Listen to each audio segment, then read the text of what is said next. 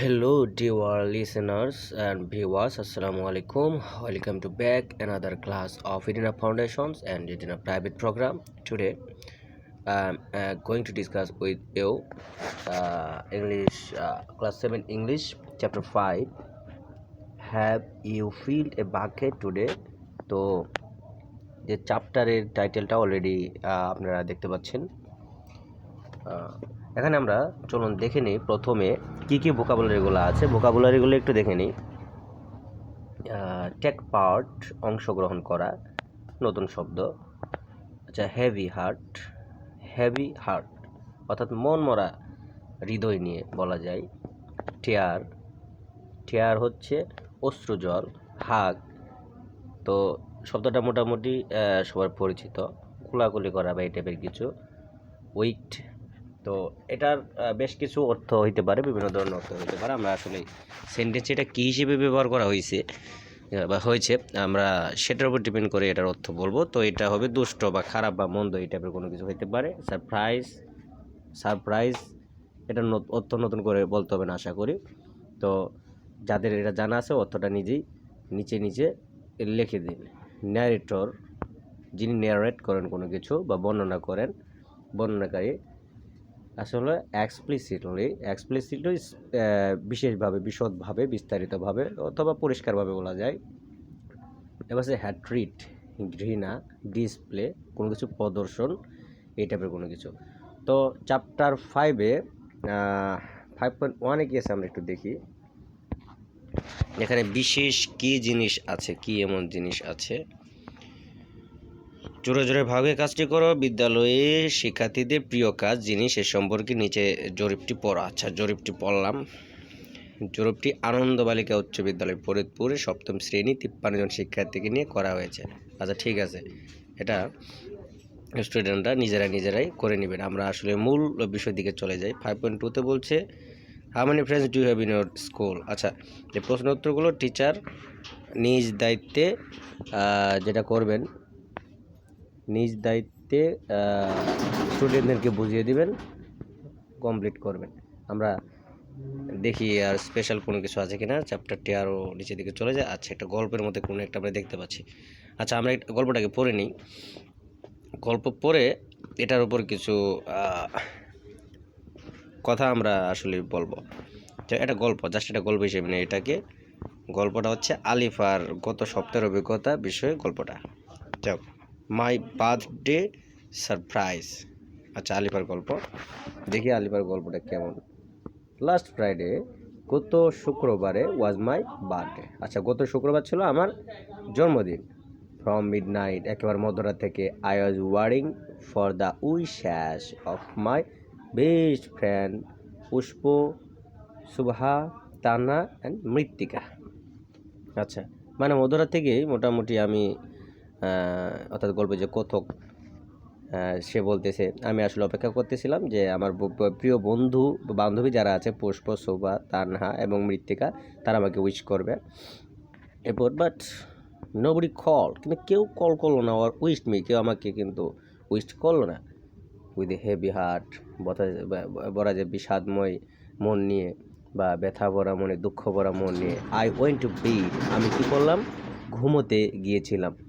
I feel so bad that, আমি এতটাই দুঃখিত বোধ করতেছিলাম যে my eyes fill with tears, আমার চোখ দুটা জলে ভরে গিয়েছিল। যাই হোক, দ্য নেক্সট মর্নিং, পরবর্তী দিন সকালে, I got a message from Pushpa. আচ্ছা, আমি পুষ্পর কাছ থেকে একটা মেসেজ পাই। যাই হোক, তো কী মেসেজটা ছিল, please stop at my house on the way to school. তো পুষ্প বলতেছে, মেসেজ দিয়ে বলতেছে আর কি, যে স্কুলে যাওয়ার পথে আমার বাড়িতে অবশ্যই থামবে। আচ্ছা, ঠিক আছে, থামতে বললো। I will go with you, আমি তোমার সাথে যাব। আচ্ছা, এটা ছিল message. This message made it clear that, তো এই মেসেজটা এটা পরিষ্কার করলো যে এভরিওয়ান ফরগট মাই বার্থডে।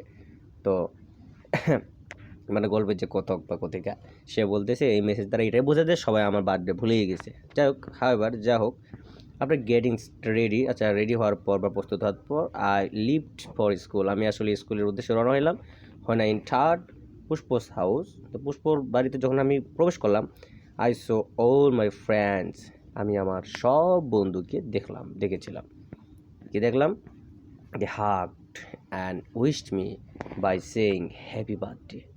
বাহ বাবা, তাই যে ব্যাপারটা দাঁড়াইলো, সেখানে কিন্তু তাকে ঠিকই বললো যে হ্যাপি বার্থডে, কিন্তু তাকে জানালো অবশেষে সবাই। আচ্ছা, এরপর লেখা আছে I cut my birthday cake, আচ্ছা বার্থডে কেক কাটা হইলো and had a lot of fun, অনেক মজা করলাম।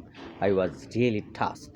আচ্ছা, এখানে টাচ মানে হচ্ছে কোনো কিছু স্পর্শ করে। তো টাচড বলতে এটার অর্থ আমরা এমনটা করতে পারি অ্যাজ এ রিয়েলি টাচড, আমি আসলেই বলা যায় যে স্পর্শকাতর হয়েছিলাম, অথবা আমি আসলেই চমৎকৃত হয়েছিলাম, বা এইটা বা আশ্চর্য হয়েছিলাম এই ধরনের ব্যাপারে। আসলে এটা একটা সারপ্রাইজ আর কি বলা যায়। This great moment turn my birthday into a special day. তা এই যে গ্রেট মোমেন্টটা, বিশেষ মুহূর্তটাই কিন্তু আমার বার্থডেটাকে একটা স্পেশাল ডে হিসেবে পরিণত করেছিল। আচ্ছা, আমরা চলে যাই এবার মূল ঘটনাতে, আসলে কেন এই গল্পটা। 5.4 একটু বুঝি। আচ্ছা, এখন দল বা জুটি ভাগে একে অপরকে নিজের প্রশ্ন জিজ্ঞেস করো। তো প্রয়োজনে ষষ্ঠ শ্রেণীর বইয়ের ফর ফ্রেন্ডস এবং এ ফ্রেশ পেয়ার পদ্ধতি পড়ুন। আচ্ছা, বড় কথা না। আচ্ছা, what are the characteristics of a story.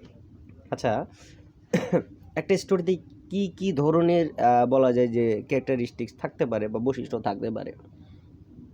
একটা গল্পে আমরা সাধারণভাবে দেখি, একটা গল্পে সচরাচর যেটা থাকে, কিছু চরিত্র থাকে, কিছু ঘটনা থাকে, বলা যায় যে তার একটা মূল একটা উদ্দেশ্য থাকে, তার বলা যায় যে কে কোন অ্যাঙ্গেলে বলতেছে গল্পটা, এই বিষয়গুলো থাকে। এগুলো একটা বিশেষ বিশেষ নাম আছে। যেমন একটা গল্পের যে ক্যারেক্টারগুলো অর্থাৎ চরিত্রগুলা, আগের গল্পটা আমরা দেখি কতক ছাড়াও আরও কিছু চরিত্র আছে, পুষ্প, মৃত্তিকা, এই টাইপের, এগুলো হচ্ছে চরিত্র।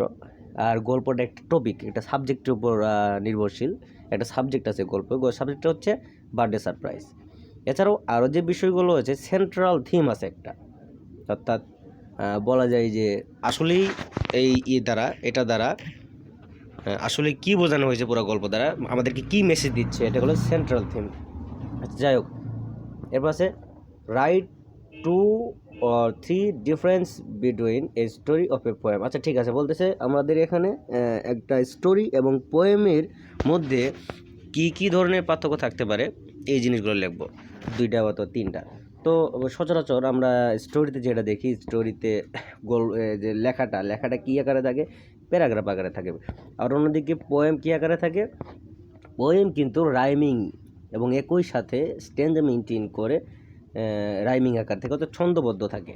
এছাড়াও এখানে একটা পোয়েমে কিন্তু থাকে যেটা স্ট্যান্জা, যেমনটা আমরা ইফ কবিতায় পড়েছি, এখানে স্ট্যান্জা আছে। আর অন্যদিকে আমাদের যে একটা স্টোরিতে কিন্তু স্ট্যান্জা মেনটেন করার কোনো প্রয়োজন কিন্তু পড়ে না। আচ্ছা, এরপর আছে what is the theme of a story. Theme জিনিসটা কি? থিম হচ্ছে the main idea of a story, অর্থাৎ একটা স্টোরির মূল যে ধারণাটা, এটা হচ্ছে থিম বলা যায়। How do you write the theme of story. আচ্ছা, একটা স্টোরি থিম তুমি কীভাবে লিখবে, এই আনসারটা কীভাবে হইতে পারে। থিম যেভাবে লিখবা অ্যাট ফার্স্ট, আচ্ছা আমি ব্যাপারটা একটু ক্লিয়ার করার জন্য নিচের দিকে চলে যেতেছি, কিছুক্ষণ পর নিচে এই সম্পর্কে বিস্তারিত লেখা আছে। তো দেখি এখানে কী ধরনের প্রশ্ন আছে। Right one of the themes of the story, A fresh pairs of size or 4 friends. এটা ক্লাস 6-এর পড়া এটা। তো বইটা যেহেতু নতুন, এখন হাস্যকর বিষয় হচ্ছে স্টুডেন্টদেরকে এখানেই এইগুলো থিম লিখতে বলা হচ্ছে। তার মানে স্টুডেন্টদের ক্লাস 7-এর যে স্টুডেন্টরা আছে বর্তমানে, তাদেরও মানে তারা বইটা যারা তৈরি করেছে তারা সাজেস্ট করতেছে তাদের ওই বই 5-6-এর বই পড়তে হবে। যাই হোক, সেটা বড় কথা না, আমরা হয়তো সময় করে একটু পড়ে নেব পরবর্তীতে। এই ইয়েটাতে, এই চ্যানেলটাতে পেয়ে যাবেন পরে ভবিষ্যতে। যা হোক, আমরা এবার চলে যাই একটা স্টোরির অ্যানালাইসিসে। এ ক্যারেক্টার্স অফ এ স্টোরি। আসলে ক্যারেক্টার জিনিসটা কি? চরিত্র। এই character can B a person. চরিত্র কী হতে পারে? কোনো একটা ব্যক্তি হতে পারে, অ্যানিমেল, কোনো প্রাণী হতে পারে, অবজেক্ট, থিং, অর্থাৎ কোনো বিষয় বা আইডিয়াও হতে পারে। That plays a role in a story, অর্থাৎ স্টোরিতে মূল কার্যক্রম বা ঘটনাগুলো পরিচালনা করে হচ্ছে ক্যারেক্টার। এরপর যেটা হয়, story must have at least one character. একটা স্টোরিতে কমপক্ষে একটা ক্যারেক্টার থাকতে হবে। But most stories have several characters, অর্থাৎ বেশিরভাগ স্টোরিতে আমরা দেখি অনেকগুলো ক্যারেক্টার আছে। যেমন এই গল্পটাতে বেশ কয়েকটা ক্যারেক্টার আছে। আমরা দেখি গল্পটাতে কয়টা ক্যারেক্টার আছে, লাস্ট একটু দেখি এখানে কয়টা ক্যারেক্টার আছে। অর্থাৎ যে যার বার্থডে, নামটা জানি কি আলিফা, সে ছাড়াও তার যে বেস্ট ফ্রেন্ড আছে পুষ্প আছে, শুভা আছে, তানহা আছে, মৃত্তিকা আছে, অর্থাৎ 4 জন, একজন 5 জন, এখানে 5টা ক্যারেক্টার কিন্তু অলরেডি কিন্তু আছে। যাই হোক, এরপর যেটা হচ্ছে ইন এ স্টোরি, একটা গল্পতে দেয়ার আর ডিফারেন্ট টাইপস অফ ক্যারেক্টার, বিভিন্ন ধরনের ক্যারেক্টার থাকতে পারে। এর মধ্যে the main character story is call protagonist, অর্থাৎ সবচেয়ে গুরুত্বপূর্ণ যে ক্যারেক্টার যেটা, তার নাম হবে প্রোটাগনিস্ট, সে হচ্ছে protagonist. Usually a protagonist is শোন two polite, friendly, kind, brave, etcetera. তো সচরাচর একজন প্রোটাগনিস্ট যিনি হবে তাকে দেখে মনে হবে তিনি পলাইট, ভদ্র, বন্ধুত্ব সুলভ, দয়ালু এবং সাহসী। For example, Alifa is the protagonist or main character of the story. আমরা বুঝতে পেরেছি সে হচ্ছে main character. My birthday surprise, এখানকার the main opponent of the protagonist is call the antagonist, অর্থাৎ অ্যান্টাগনিস্টের যিনি মেইন অপোনেন্ট হবে সে হবে অ্যান্টাগনিস্ট, প্রোটাগনিস্টের অর্থাৎ মূল নায়কের যে এন্টি যেটাকে বলা হয় অ্যান্টাগনিস্ট হবে। আচ্ছা, he or she works against the protagonist, সে কিন্তু প্রোটাগনিস্ট বা মূল ক্যারেক্টারের বিরুদ্ধে কাজ করবে। For example, Cinderella's wicked step mother is the antagonist of the story Cinderella, অর্থাৎ সিন্ডারেলার কিন্তু যে সৎমা, সেই কিন্তু সিন্ডারেলার বিরুদ্ধে বা কিন্তু কাজ করছে, এই জন্য কিন্তু এখানে যে তার যে মাদার, স্টেপ মাদার, সেই কিন্তু অ্যান্টাগনিস্ট সেই গল্পে। তো একটা গল্পে প্রোটাগনিস্ট, অ্যান্টাগনিস্ট ইত্যাদি এই ধরনের কি থাকবে। তো এখানে বাংলা দিয়ে দেওয়া আছে, তো বাংলা দিয়ে দেখে নেবেন আপনারা। আচ্ছা, এই হচ্ছে ক্যারেক্টার। আর বি নাম্বার পয়েন্টে আছে পয়েন্ট অফ ভিউ, অর্থাৎ কোন অ্যাঙ্গেল থেকে বলা হচ্ছে। The point of view of a story tells us who is telling the story, অর্থাৎ কে গল্পটা বলতেছে এটা আমাদেরকে আইডিয়া দেয়। Sometimes a character tells a story, কখনো কখনো একজন ক্যারেক্টার নিজেই গল্প বলে। It is the first person POV, point of view. যখন একজন ক্যারেক্টার নিজেই গল্পটা বলে তখন আমরা সেটাকে বলবো first person point of view, কারণ এখানে I, me, my, we, us, ourselves, myself, এই ধরনের কথাগুলো বেশি ব্যবহার করা। You will get a lot of I, me and we in the first person point of view.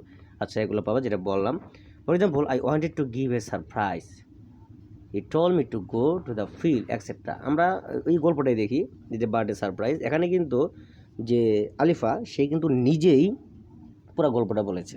তো এখানে আই, উই, এই টাইপের কথাগুলো কিন্তু বেশি ব্যবহৃত হয়েছে। তো এটা কিন্তু আমরা বলি যে first person point of view বা পিওভি অথবা সাবজেক্টিভ পয়েন্ট অফ ভিউতে কিন্তু এই যে গল্পটা কিন্তু বলেছে। আচ্ছা, এরপর দেখি when the story is told by narrator, যখন কোনো একজন বর্ণনাকারী কর্তৃক বলা হয় তাকে, টু রিডার, যারা পড়ে তাদের কাছে, it is called the second person POV, অর্থাৎ second person point of view.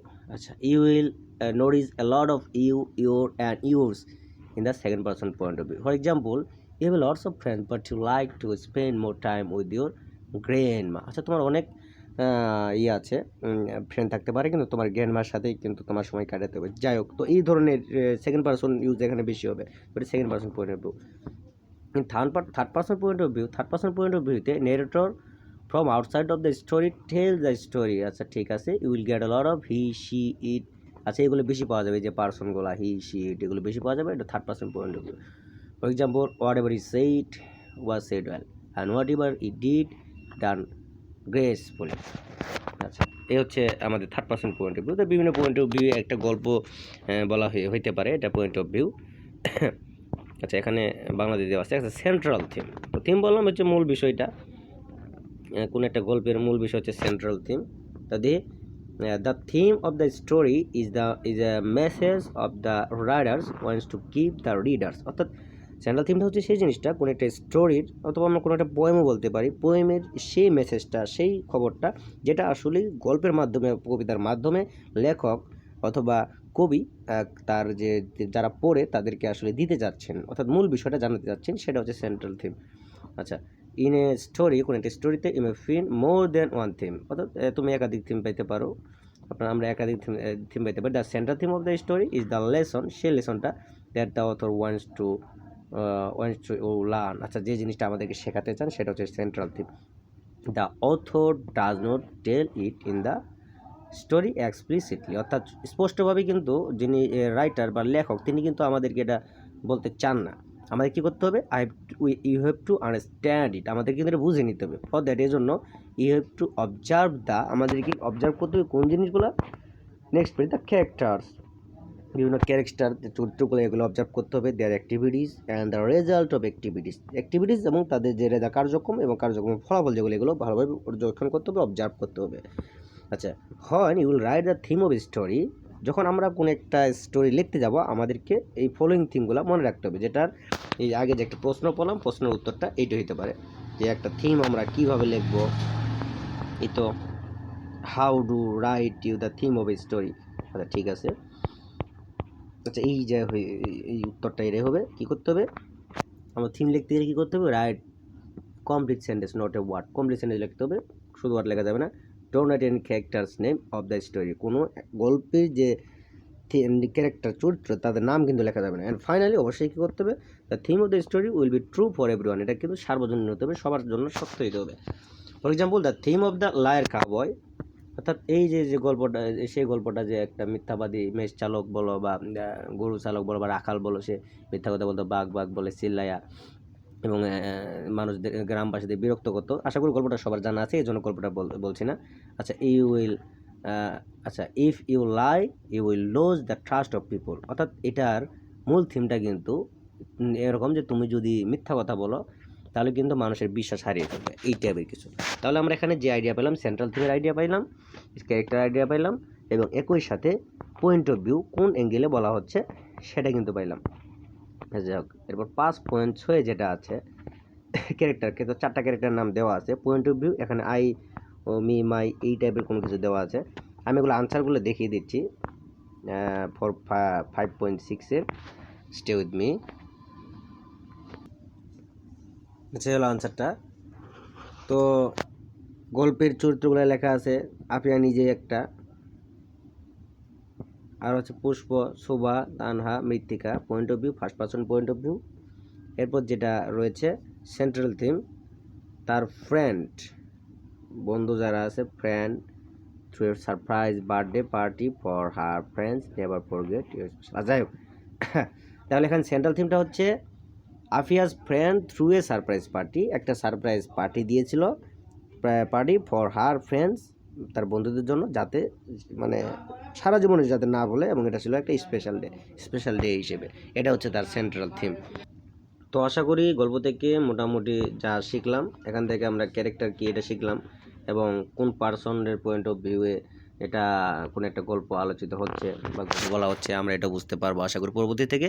R central থিমটাও যদি বাংলা জানি বা আমরা যদি বুঝতে পারি গল্পটা, তাহলে সেন্ট্রাল থিমটাও আশা করি বের করতে পারবো। তো গল্পটা আমরা আজকের এই চ্যাপ্টারটা আজকে আপাতত এই পর্যন্ত থাক। পরবর্তী আলোচনায়, পরবর্তী ভিডিওতে এই অধ্যায়ের এই চ্যাপ্টারের বাকি অংশ নিয়ে আমরা আলোচনা করব। তো সবাই ভালো থাকবেন, সুস্থ থাকবেন। আল্লাহ হাফিজ।